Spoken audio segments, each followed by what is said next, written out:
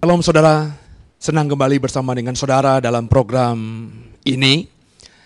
Kami sedang mengeksposisi mutiara dalam doa Bapa kami. Kita sedang mengeksposisi kata-kata yang ada dalam doa Bapa kami itu.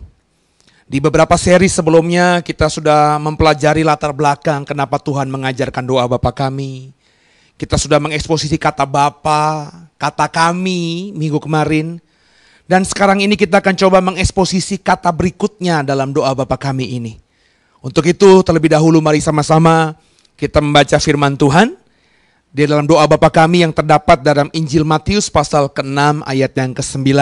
Silakan tolong dibaca. Matius 6 ayat 9. Karena itu berdoalah demikian, Bapa kami yang di sorga, dikuduskanlah namamu. Karena itu berdoalah demikian, Bapa kami yang di surga. Haleluya, yang di surga. Sepertinya sederhana saudara. Tapi Bapak Ibu harus ingat ini yang mengajarkan Tuhan Yesus sendiri. Saya saja sebagai pelayan Tuhan ketika ada berdiri di mimbar ini, mau mengajarkan isi hati Tuhan kepada jemaat yang mau dengar saya. Saya itu ketika mengajarkan kata-kata kalimat-kalimat tertentu dalam khotbah saya mikir dulu. Apakah kata-kata itu bermanfaat nggak, berguna nggak, berfaedah nggak, jadi berkat nggak buat jemaat yang mendengarkan saya? Kalau saya punya pikiran mengucapkan kata-kata tertentu, terus saya pikir kata-kata itu tidak bermanfaat, bodoh kalau saya tetap mengajarkannya. Itu saya loh, yang manusia fana belaka. Apalagi ini doa yang diajarkan Tuhan Yesus sendiri. Coba ya, kita jujur satu dengan lainnya. Ini doa yang diajarkan Tuhan Yesus kepada murid-muridnya. Kau bisa baca, kau bisa lihat, dengar lagi, putar lagi seri sebelumnya. Bahwa doa ini diajarkan Tuhan hanya kepada murid-muridnya. Dia berkata, dia berdoa, kalau berdoa, Bapa kami yang di surga. Dia ajarkan itu kalimatnya untuk diucapkan murid-muridnya. Kalau mau berdoa kepada Allah. Saudara murid-murid Tuhan bukan? Ya, coba ya, saya tanya ya, jawab jujur ya.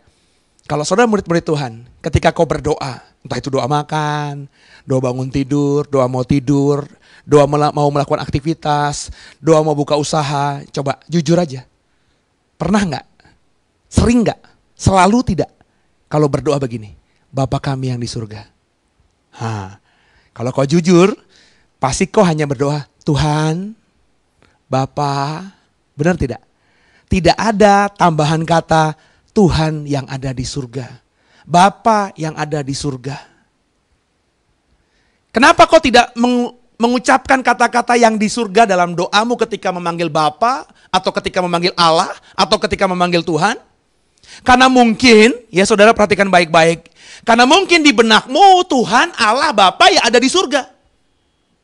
Kau pakai pola pikirmu sekarang 2016 ini. Gak perlulah tambahan kata yang di surga.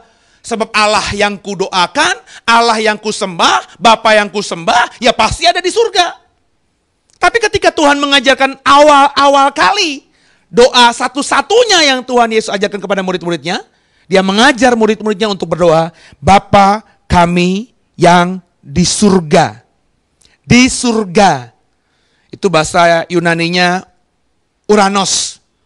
Bahasa Ibraninya Hasemayim, ya, yang dalam bahasa Inggris diterjemahkan menjadi kata Inggris heaven. Nah heaven ini pertanyaannya saudara, bukan cuma sekedar berarti surga, tapi juga bisa berarti langit. Jadi kata heaven ini ketika digunakan dalam kalimat Inggris, bisa berarti surga, bisa juga berarti langit. Jadi kalimat sebenarnya adalah bisa jadi dipahami seperti ini.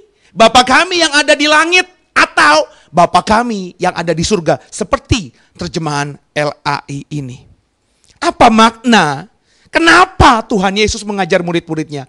Kalau berdoa kepada Allah, berdoa Bapa kami. Kenapa nggak cukup Bapa kami saja? Kenapa harus ada embel-embel kata yang di surga?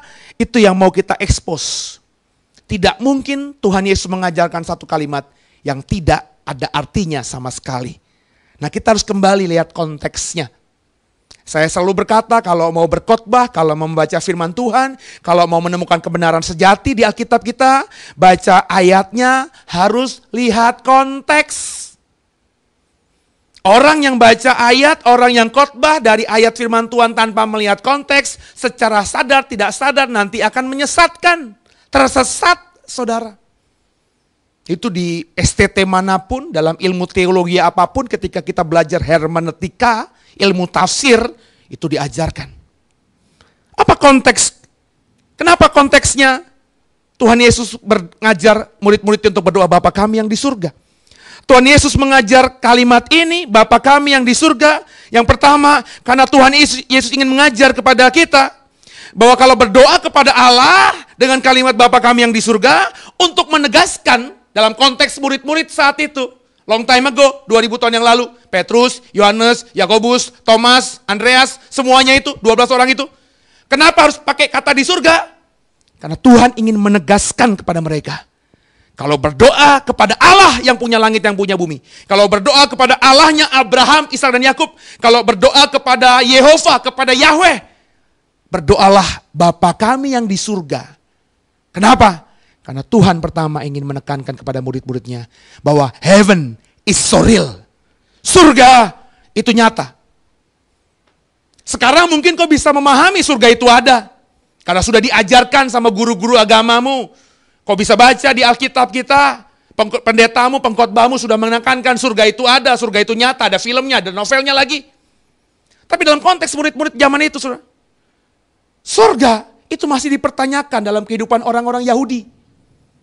Nggak semua orang Yahudi memahami surga itu ada, saudara. Coba kita belajar sedikit, saudara. Dalam dunia perjanjian baru, kalau kau mempelajari buku-buku survei perjanjian baru, dunia zaman intertestamental, di Bait Allah itu ada dua partai Yahudi yang begitu kuat. Yang pertama partai Saduki, yang kedua partai Farisi. Orang-orang Farisi, saudara, partai Farisi ini percaya kepada Taurat Musa dan juga tradisi-tradisi Yahudi. Sedangkan orang-orang Saduki, saudara, partai Saduki ini hanya percaya kepada Taurat Musa. Tradisi-tradisi Yahudi, adat istiadat Yahudi, mereka tidak terlalu percayai.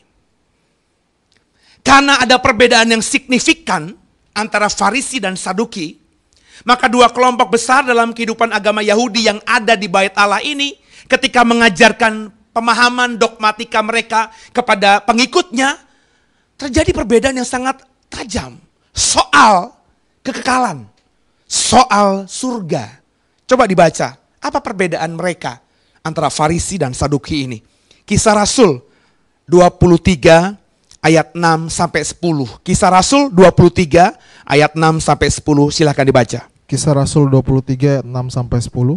Dan karena ia tahu bahwa sebagian dari mereka itu termasuk golongan orang Saduki dan sebagian termasuk golongan orang Farisi, ia berseru dalam mahkamah agama itu, katanya, "Hai saudara-saudaraku, aku adalah orang Farisi, keturunan orang Farisi. Aku dihadapkan ke mahkamah ini karena aku mengharap akan kebangkitan orang mati." Ketika ia berkata demikian, timbullah perpecahan antara orang-orang Farisi dan orang-orang Saduki, dan terbagi-bagilah orang banyak itu. Sebab orang-orang Saduki mengatakan bahwa tidak ada kebangkitan dan tidak ada malaikat atau roh, tetapi orang-orang Farisi mengakui kedua-duanya. Maka terjadilah keributan besar. Beberapa ahli Taurat dan golongan Farisi tampil ke depan dan membantah dengan keras, katanya, "Kami sama sekali tidak menemukan sesuatu yang salah pada orang ini. Barangkali ada roh atau malaikat yang telah berbicara kepadanya." Maka terjadilah perpecahan besar sehingga kepala pasukan takut kalau mereka akan mengoyak-ngoyak Paulus. Karena itu ia memerintahkan pasukan untuk turun ke bawah dan mengambil Paulus dari tengah-tengah mereka dan membawanya ke markas. Kisah ini bicara tentang Paulus, saudara, yang sedang diperhadapkan pada mahkamah agama. Ya, Sanhedrin. Mahkamah agama ini terdiri dari ahli Taurat, orang-orang yang dianggap pintar dalam agama, pemimpin-pemimpin agama Yahudi. Ada golongan Farisi di situ, ada golongan Saduki di situ, saudara. Dan Paulus ketika melakukan pembelaan, dia berkata, aku ditangkap karena aku sedang mengatakan, mengajarkan pengharapan terhadap kebangkitan orang mati. Nah, ketika Paulus ucapkan begitu, saudara, orang-orang Farisi dan orang-orang Saduki yang tadinya ingin menghakimi Paulus jadi berbeda pendapat. Kenapa? Karena Paulus berkata dia sedang mengajarkan pengharapan pada kebangkitan orang mati. Dia berkata, aku orang Farisi. Nah, kelompok Farisi yang tadinya mau menghakimi Paulus akhirnya membela Paulus. Kenapa? Karena orang Farisi, kelompok Farisi, partai Farisi adalah partai yang bukan saja percaya kepada Taurat Musa, tapi tradisi-tradisi. Tradisi-tradisi, adat istiadat Yahudi, pengajaran turun-temurun dari rabi-rabi Yahudi mengajarkan bahwa ada kebangkitan orang mati. Kalau kau baca Taurat, tidak ada pengajaran seperti itu. Mereka mengajarkan juga adanya malaikat dan juga dunia roh.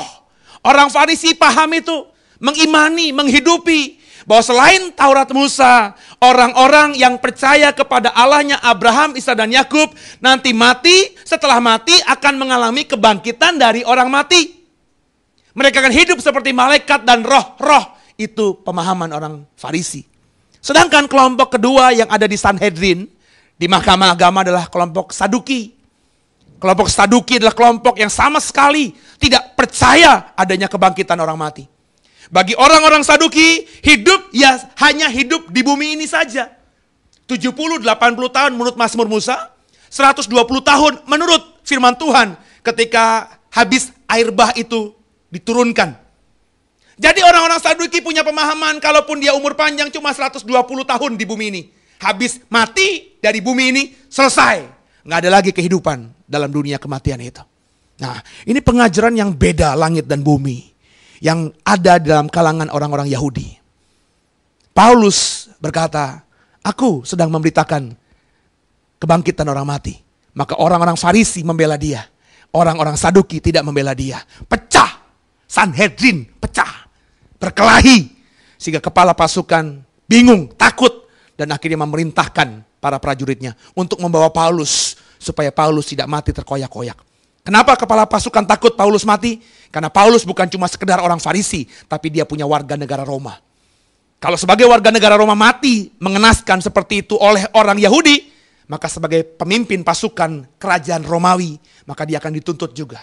Maka dia membawa Paulus ini, saudara. Jadi saudara sudah tahu sekarang ini. Kenapa Tuhan mengajarkan hal ini? Kenapa dia ketika mengajarkan doa kepada Allah, berdoanya, Bapa kami yang di surga. Karena Tuhan ingin mengajarkan murid-muridnya. Murid-muridnya mungkin saja ada yang sudah terpengaruhi oleh kelompok-kelompok Saduki. Yang tidak percaya kebangkitan orang mati. Tidak percaya adanya malaikat. Tidak percaya adanya dunia roh.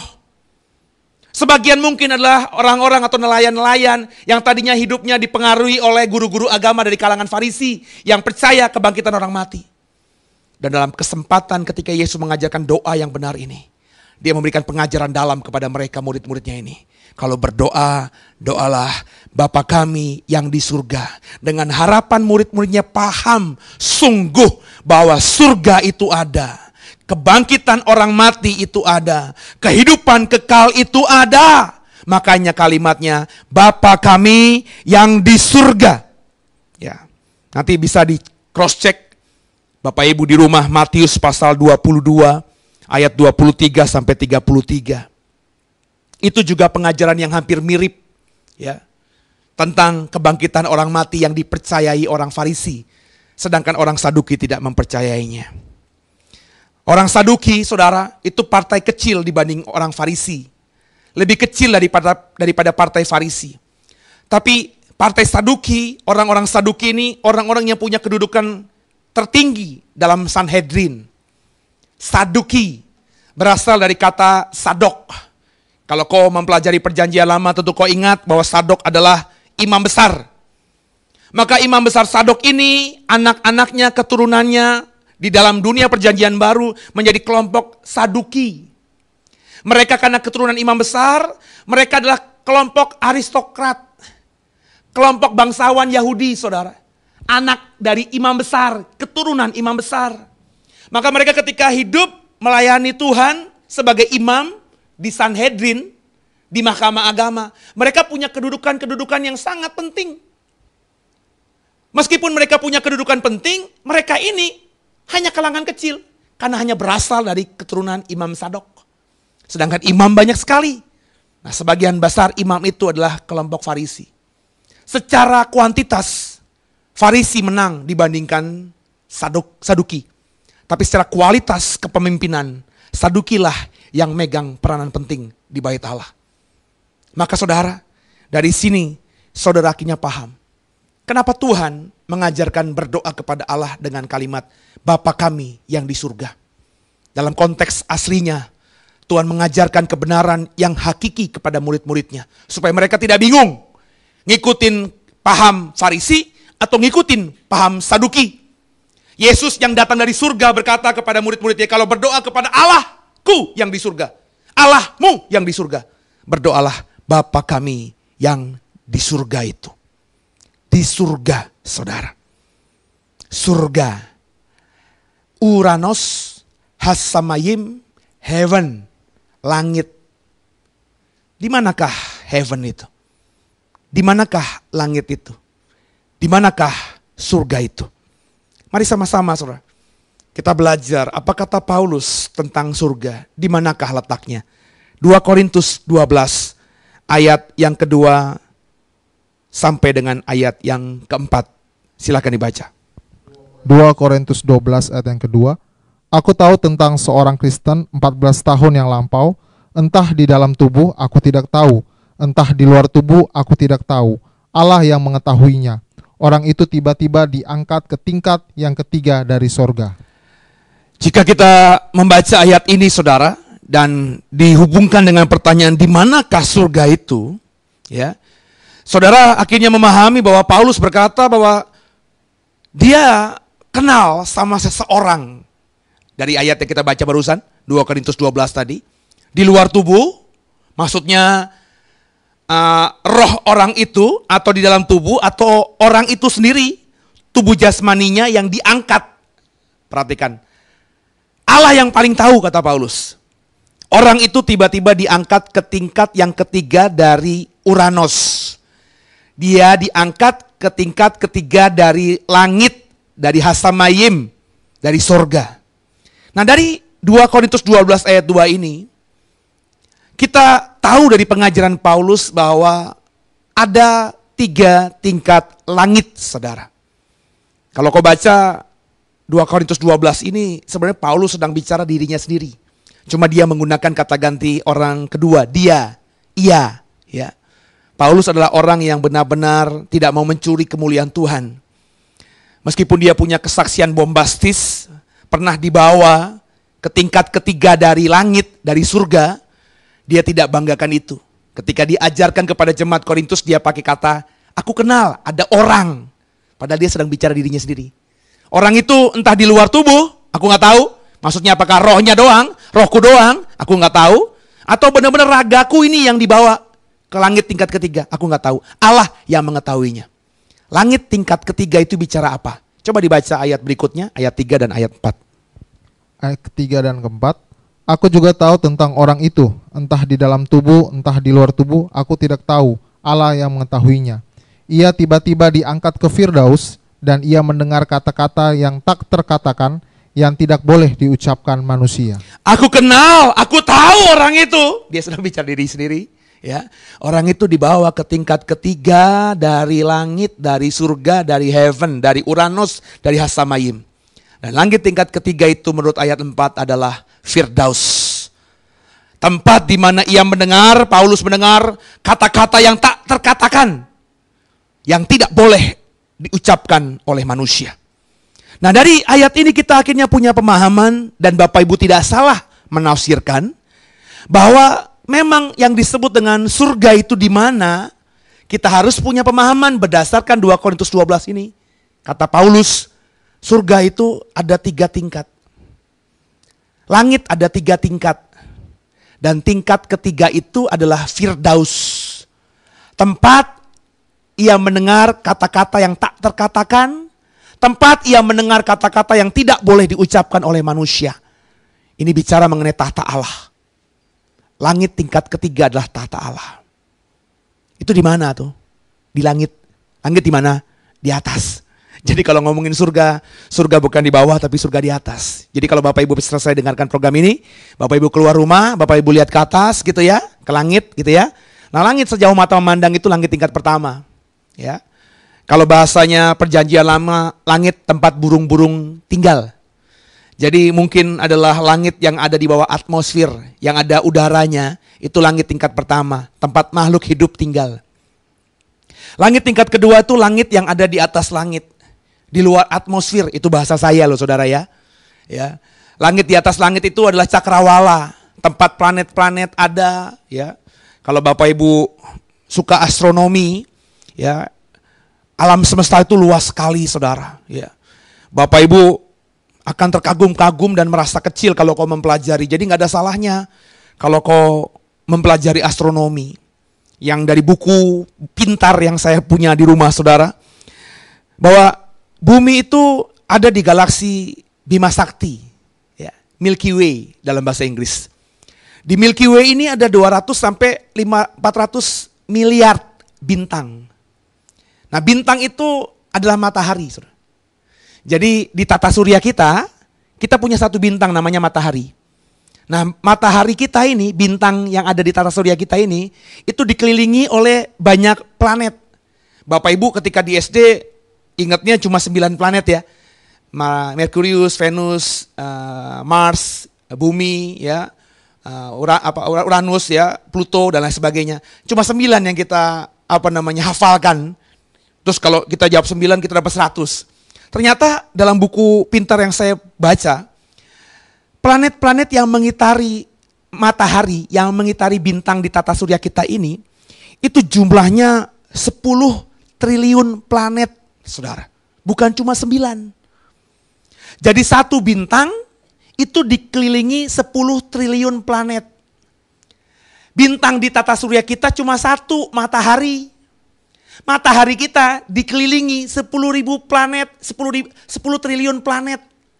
Salah satunya bumi.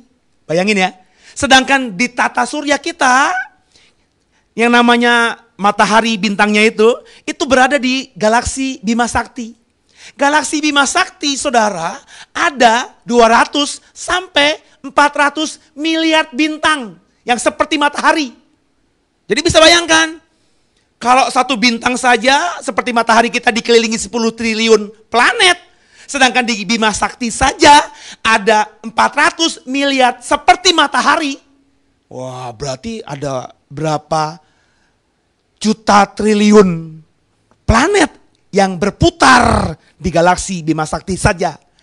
Padahal menurut penelitian oleh orang-orang yang ada di NASA, Badan Antariksa di dunia ini, baik yang ada di NASA, di Amerika maupun di Uni Soviet, di Rusia, di Cina dan lain sebagainya. Di alam semesta ini Bima Sakti cuma satu dari sekian banyak yang disebut dengan galaksi. Jadi luas sekali. Ya, saya sempat browsing di internet, bahkan antara satu tata surya dengan tata surya lain yang masih di galaksi Bima Sakti saja, itu kalau dikelilingi atau dijalankan dengan pesawat dengan kecepatan yang sangat tinggi seperti pesawat ulang-alik yang bisa bawa manusia keluar angkasa, itu membutuhkan sampai kurang lebih ribuan tahun manusia di bumi ini.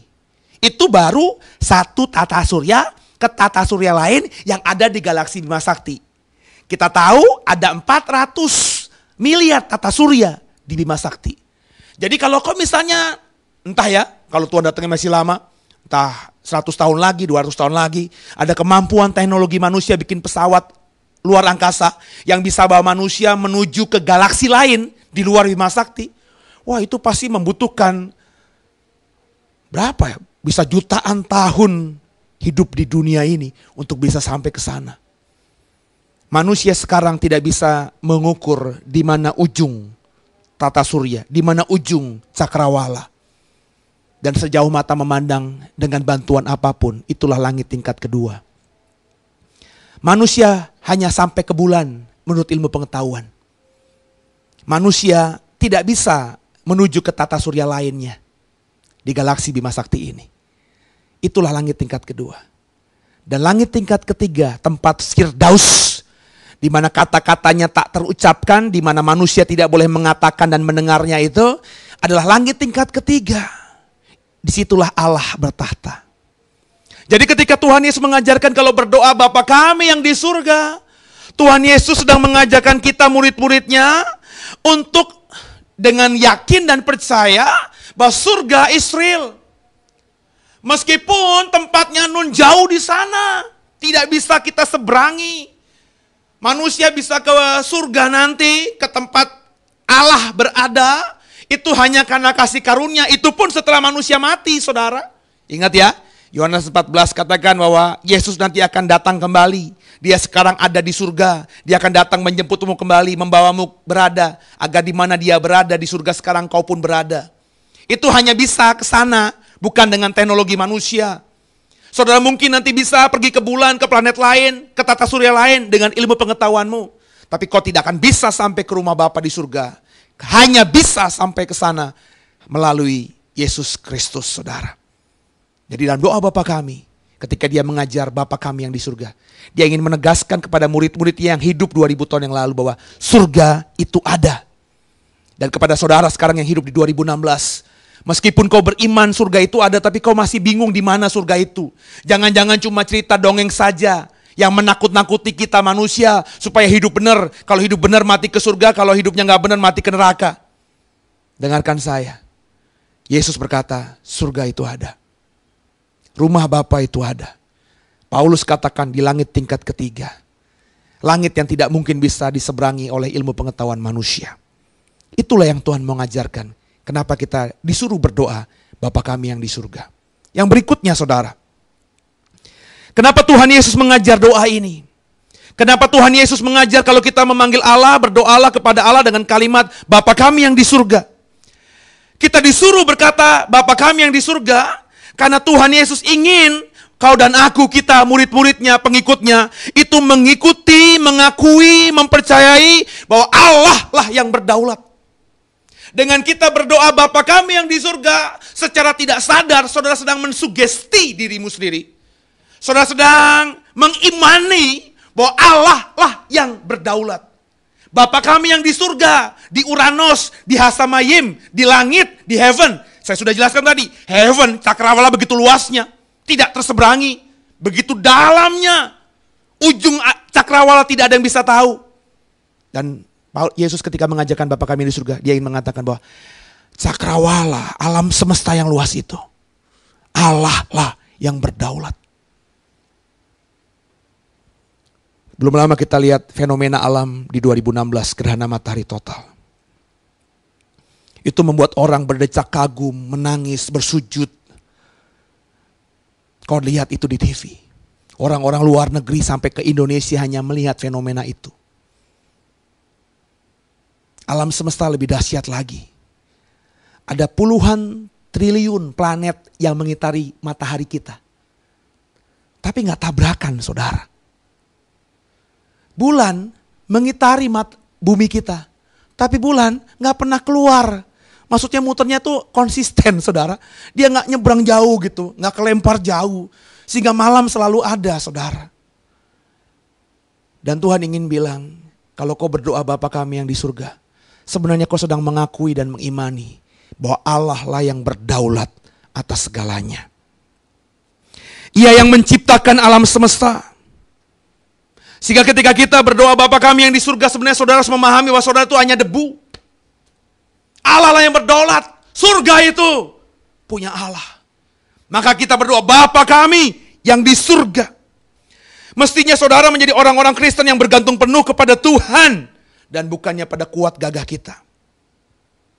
Berapa banyak orang Kristen yang sekarang ini benar-benar menempatkan Tuhan sebagai yang berdaulat penuh atas hidupnya. Bukankah banyak di antara kita yang masih bergantung penuh pada kuat gagah kita? Kau mengandalkan kuat gagahmu sendiri. Sebenarnya dengan berdoa Bapa kami yang di surga, kau harusnya punya pemahaman yang semakin hari semakin dalam, semakin hari semakin tajam, bahwa Allah lah yang berdaulat itu. Bapa kami yang di surga, Saya sudah jelaskan surga itu di mana, seperti apa. Dan Allah lah yang berdaulat, yang berkuasa atas segala-galanya itu. Jadi kalau saudara memahami ini ketika kita berdoa Bapa kami yang di surga, saudara mestinya bercermin pada cermin, dan akhirnya kau bisa menilai bahwa dirimu itu only the dust, hanya debu, gak lebih daripada itu. Memiliki sikap hati yang benar terhadap Tuhan. Seperti siapa saudara? Seperti Salomo. Saya selalu kagum sama orang ini. Coba kita baca dulu satu ayat, supaya saudara bisa mengikuti alur pikiran yang saya mau bagikan. 1 Raja-Raja 8, ayat 22 sampai dengan 29. 1 Raja-Raja 8, ayat 22 sampai 29, silakan dibaca. 1 Raja-Raja 8 ayat 22 sampai 29. Kemudian berdirilah Salomo di depan mezbah Tuhan, di hadapan segenap jemaah Israel. Ditadahkannya lah tangannya ke langit, lalu berkata, "Ya Tuhan Allah Israel, tidak ada Allah seperti Engkau di langit, di atas, dan di bumi, di bawah. Engkau yang memelihara perjanjian dan kasih setia kepada hamba-hambamu, yang dengan segenap hatinya hidup di hadapanmu. Engkau yang tetap berpegang pada janjimu terhadap hambamu Daud, ayahku, dan yang telah menggenapi dengan tanganmu apa yang kau firmankan dengan mulutmu, seperti yang terjadi pada hari ini. Maka sekarang ya Tuhan Allah Israel, peliharalah apa yang kau janjikan kepada hambamu Daud, ayahku, dengan berkata, keturunanmu takkan terputus di hadapanku, dan tetap akan duduk di atas tahta kerajaan Israel. Asal anak-anakmu tetap hidup di hadapanku sama seperti engkau hidup di hadapanku. Maka sekarang ya Allah Israel, biarlah kiranya menjadi nyata keteguhan janji yang telah kau ucapkan kepada hambamu Daud ayahku. Tetapi benarkah Allah hendak diam di atas bumi?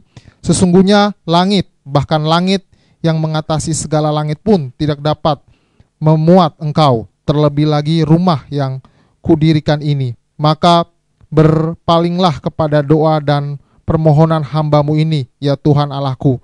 Dengarkanlah seruan dan doa yang hambamu panjatkan di hadapanmu pada hari ini.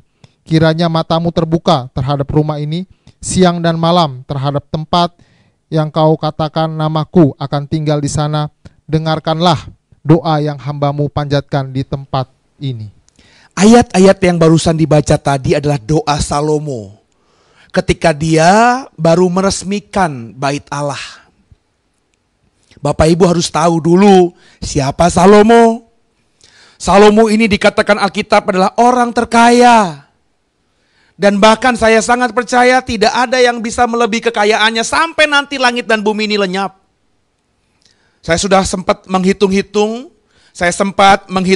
juga saya sempat browsing, mencari banyak teolog yang juga menghitung-hitung kekayaannya Salomo.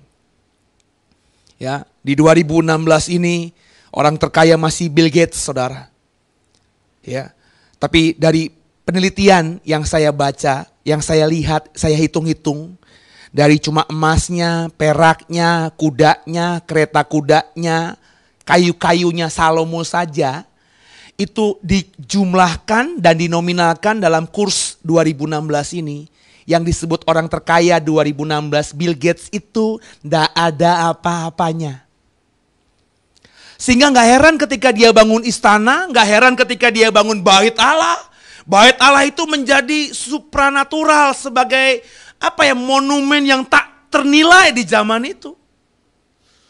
Sehingga pernah baca tidak? Ada Ratu Sheba datang kepada Salomo, ketemu sama Salomo, karena dia mendengar dari semua orang-orangnya bahwa tidak ada raja yang ada di bumi ini, di kolong langit ini, yang kemewahannya, kebijaksanaannya, kekayaannya melebihi Salomo. Dan benar, ketika Ratu Sheba diperlihatkan bait Allah itu, dia terkagum-kagum. Bait Allah Salomo itu bukan bait Allahnya Herodes Agung yang ada di zaman Tuhan Yesus, Bapak Ibu. Bait Allah Salomo itu bait Allah yang luar biasa. Semuanya dilapisi oleh emas. Terbuat dari kayu aras.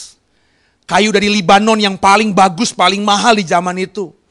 Gak ada orang yang bisa beli itu, saudara. Mahal sekali. Dilapisi emas 24 karat. Perabotan bait Allah semuanya terbuat dari emas murni. Sehingga benar-benar menjadi monumen yang luar biasa. Ya. Orang yang masuk ke Yerusalem itu pasti melihat bait Allah Salomo ini terkagum-kagum. Tidak ada orang yang tidak terkagum melihat bait Allah yang dibangun Salomo ini. Tapi apa kata Salomo ketika dia berdoa di hari peresmian bait Allah ini? Bahkan tempat yang kubangun ini tidak bisa menandingi langit tempat kau berdiam. Salomo meskipun dipuja-puja karena bait Allah untuk Tuhan yang dia bangun, dia menyadari bahwa Tuhan itu sebenarnya tetap gak layak di sini. Orang boleh mengagumi tempat ini, tapi Tuhanku jauh lebih besar dari tempat ini. Maka, kata Salomo, Tuhan, dengarkanlah doa yang dipanjatkan anak-anakmu dari tempat ini. Meskipun tempat ini gak layak untukmu, dengarkanlah. Coba bayangin. Yang dibangunnya adalah monumen paling luar biasa yang ada di zaman itu. Semua orang berusaha melihat bait Allah Salomo. Tapi Salomo punya kerendahan hati yang luar biasa. Kenapa? Karena dia tahu Allah yang dia sembah jauh lebih luar biasa dari bangunan yang dia bangun untuk Allah itu. Allah berdaulat atas segala-galanya. Maka kalau saudara masih sombong dengan hidupmu, kau masih tepuk dada dengan apa yang kau miliki, apa yang kau kuasai. Kalau kita pelayan-pelayan Tuhan begitu bangga menganggap gereja kita terhebat, jemaat kita terhebat, pengajaran kita paling luar biasa, kesaksian hidup kita paling luar biasa. Sebenarnya jujur, kok gak pantas? Kenapa? Karena Salomo saja yang jauh lebih berhikmat daripada saudara dan saya. Jauh lebih kaya daripada saudara dan saya. Lebih fenomenal dibandingkan saudara dan saya. Menganggap dirinya tidak ada apa-apanya dibandingkan Allah yang berdaulat itu. Kenapa Tuhan mengajarkan kalau berdoa kepada Allah dengan kalimat Bapa kami yang di surga? Bukan saja sekedar ingin mengatakan dan mengajarkan bahwa surga itu ada, heaven is so real. Tapi juga ingin mengajarkan kita murid-muridnya untuk punya pemahaman yang sungguh bahwa Allah lah yang berdaulat itu. Yang berikutnya, yang ketiga, kenapa Yesus mengajarkan Bapa kami yang di surga?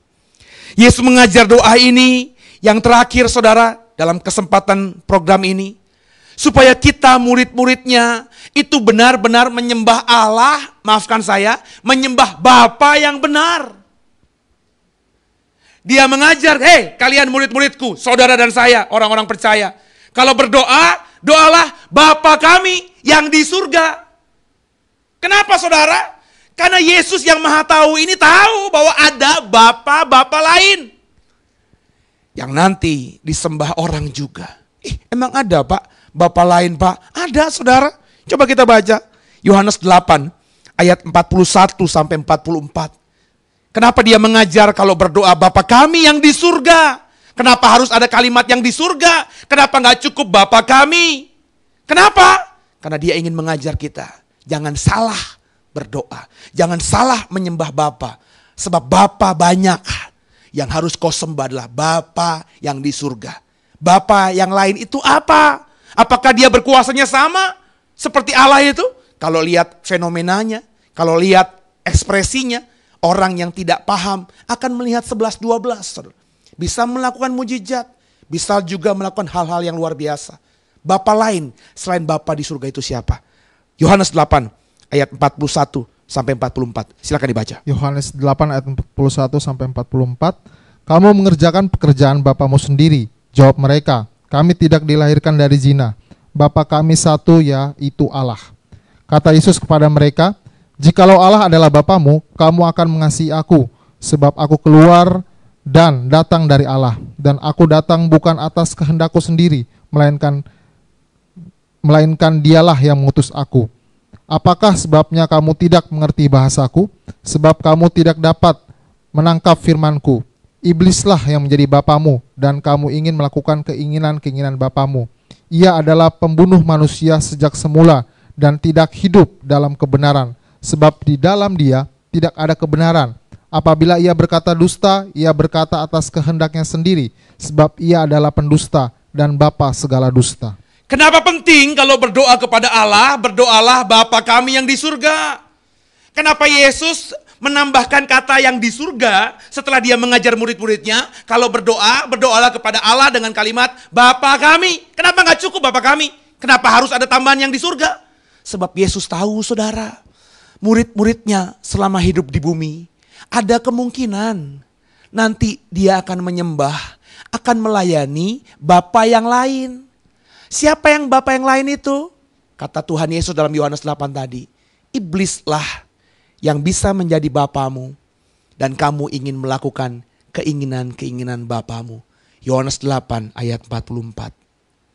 Iblis selalu berusaha meniru Allah. Iblis selalu berusaha mengcopy paste Allah. Allah adalah Bapa kita. Dia ingin kita benar-benar memahami bahwa anak-anaknya adalah kita semua. Dia berusaha menjangkau saudara.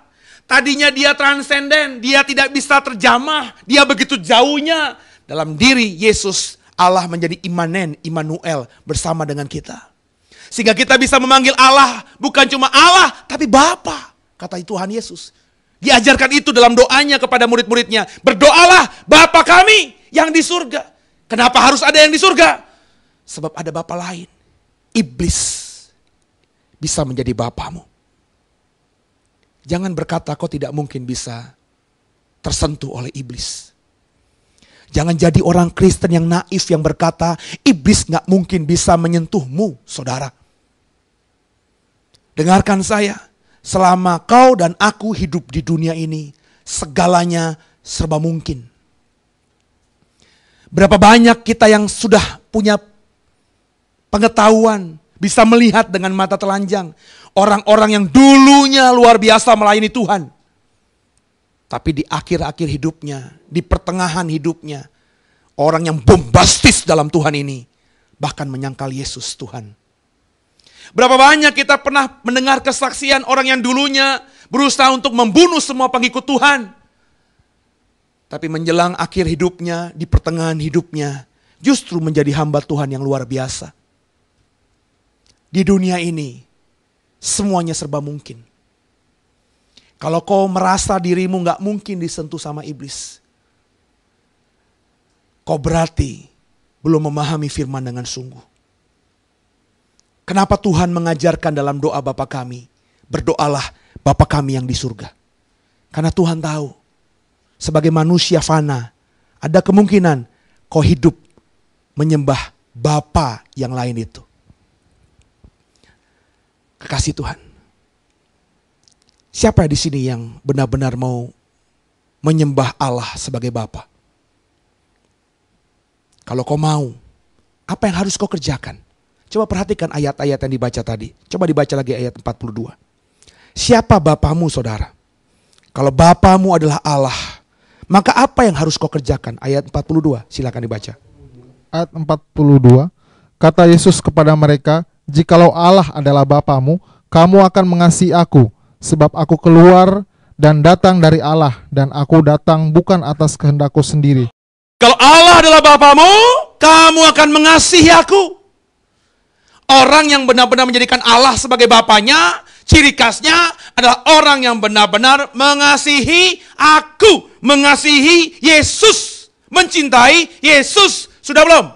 Kalau kau sudah, apa yang harus kau kerjakan berikutnya? Ayat 43, silakan dibaca. Apakah sebabnya kamu tidak mengerti bahasaku, sebab kamu tidak dapat menangkap firmanku? Perhatikan baik-baik. Orang yang benar-benar mau menganggap Allah sebagai Bapanya, orang ini harus mengasihi Yesus Kristus. Ayat 42 tadi. Orang yang mengasihi Yesus Kristus, ciri khasnya adalah orang-orang yang mengerti bahasa Tuhan Yesus. Tuhan Yesus berkata-kata tercatat di Alkitab kita ini. Maka firman Tuhan ini harus kau mengerti. Jadi kalau kau membaca Alkitab, membaca firman Tuhan, Tuhan memberikan larangan, Tuhan memberikan perintah, Tuhan memberikan guidance, dan kau tidak mengerti, tidak memahami, dan kau mengabaikannya, artinya kau tidak mengasihi Tuhan. Kalau kau nggak mengasihi Tuhan, artinya kau jangan berdoa Bapa kami yang di surga. Karena jangan-jangan Bapamu bukan yang di surga itu, tapi Bapa yang lain, yakni iblis itu. Yang terakhir ayat 44-nya, tolong dibaca. Ayat 44, iblislah yang menjadi bapamu, dan kamu ingin melakukan keinginan-keinginan bapamu. Ia adalah pembunuh manusia sejak semula, dan tidak hidup dalam kebenaran, sebab di dalam dia tidak ada kebenaran. Apabila ia berkata dusta, ia berkata atas kehendaknya sendiri, sebab ia adalah pendusta dan bapa segala dusta. Yang terakhir, kalau kau benar-benar menganggap Allah adalah Bapamu, bukan saja kau harus mengasihi Yesus, bukan saja kau harus mengerti bahasanya Yesus, bahasa firman Tuhan, bukan cuma dimengerti tapi kau kerjakan juga. Tapi yang terakhir, yang ketiga di ayat 44 tadi, kau harus hidup dalam kebenaran. Hidup dalam kebenaran artinya benar-benar membenci yang tidak benar. Membenci dosa. Kesel sama dosa, benci sama dosa. Kalau kau benci dosa, berarti kau juga benci terhadap bapa pendosa. Bapa dari dosa. Bapa dari dosa tidak lain adalah iblis. Itu kenapa Tuhan mengajarkan Bapa kami yang di surga? Supaya kau tidak disesatkan oleh bapa yang lain itu. Halo kekasih Tuhan. Inilah yang Tuhan mau ajarkan dalam doa Bapa kami. Dengan menggunakan kalimat yang di surga itu. Itu bukan cuma tambahan kata-kata yang indah di kuping, tapi dalam. Dengan kau berkata Bapa kami yang di surga.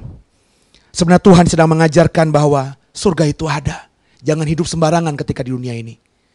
Pilihan setelah kau mati ada kehidupan kekal. Surga atau neraka. Surga is real. Tuhan ngomong lewat doa Bapa kami. Yang kedua, ketika kau berdoa doa Bapa kami yang di surga, Tuhan sedang mengatakan bahwa Allah lah yang berdaulat itu. Tempatkan Tuhan di atas segala-galanya, bukan yang lainnya. Dialah yang empunya segala-galanya, kau dedas, hanya debu. Dan yang terakhir, ketika kau berdoa Bapa kami yang di surga, ketika kau berkata sedemikian dalam doamu, Tuhan sedang mengajarkan kepada kita bahwa sembahlah Bapa yang benar. Bapa yang benar itulah adalah Bapa yang di surga. Bukan Bapa yang lain, bukan iblis. Kalau kau mau menyembah Bapa yang di surga, maka kasih Yesus, mengerti bahasa Yesus, mengerti bahasa firman Tuhan, dan hiduplah dalam kebenaran. Semoga dipahami, dimengerti dan dikerjakan. Berdoalah dengan benar, seperti yang Tuhan Yesus ajarkan. Maknailah doa Bapa kami dengan benar. Sampai berjumpa minggu depan. Dan sampaikan berita ini, program ini kepada yang lainnya. Supaya jadi berkat bagi yang lainnya juga. Tuhan Yesus memberkatimu. Shalom. Haleluya.